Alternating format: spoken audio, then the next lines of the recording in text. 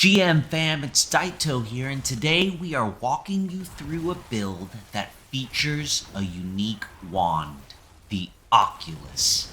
Now this video shows you a full clear of a tier 100 nightmare dungeon, and of course if you want to skip towards the end to see the gear and the spec, feel free to do so. Otherwise, I'm going to walk you through the key features of this amazing build. Now, the first time I saw this item drop, I didn't think too much of it.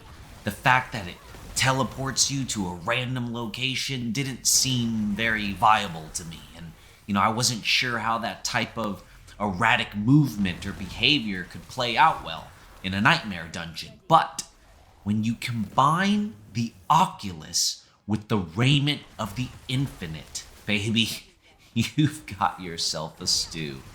Now you've essentially given yourself infinite teleports. And when the Oculus gives you like up to 10 skill points to your teleport skill, it's actually doing significant damage. In fact, the Oculus makes teleport hit as hard as my arc lash.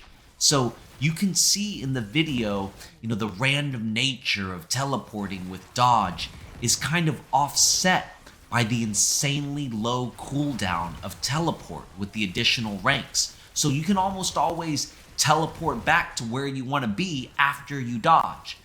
Now that you have infinite teleports, let's walk through what happens every single time you do it.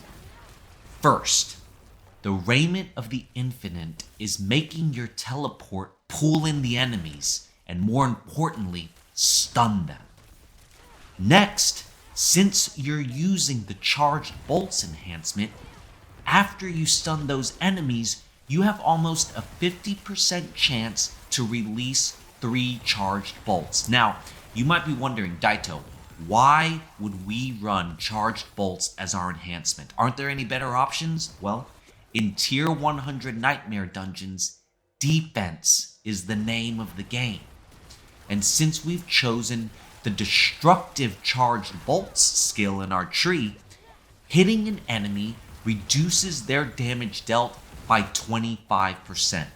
Now you stack that on top of the 30% damage reduction we're getting from Shimmering Teleport, and that's over a 50% damage reduction for 3 seconds every time we teleport.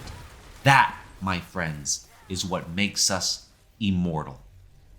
I can't tell you how many different gear and aspect and vampiric power combinations I've tried to help with tier 100 dungeons, and nothing performed nearly as well as this. Now, one thing that I will mention that I learned fairly recently is do not be afraid to approach a pack of monsters with your flame shield up.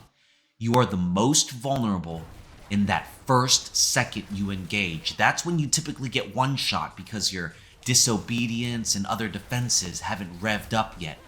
The 2 seconds of immunity you get from Flame Shield at the beginning of a fight will save you a lot of deaths, I promise you.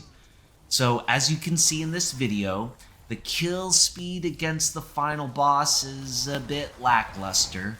To help with that, I actually keep a spare weapon in my inventory with the conceited aspect, and I like to throw that on for the final boss. I just forgot to do that in this video. Well fam, let me know in the comments what you think about this build.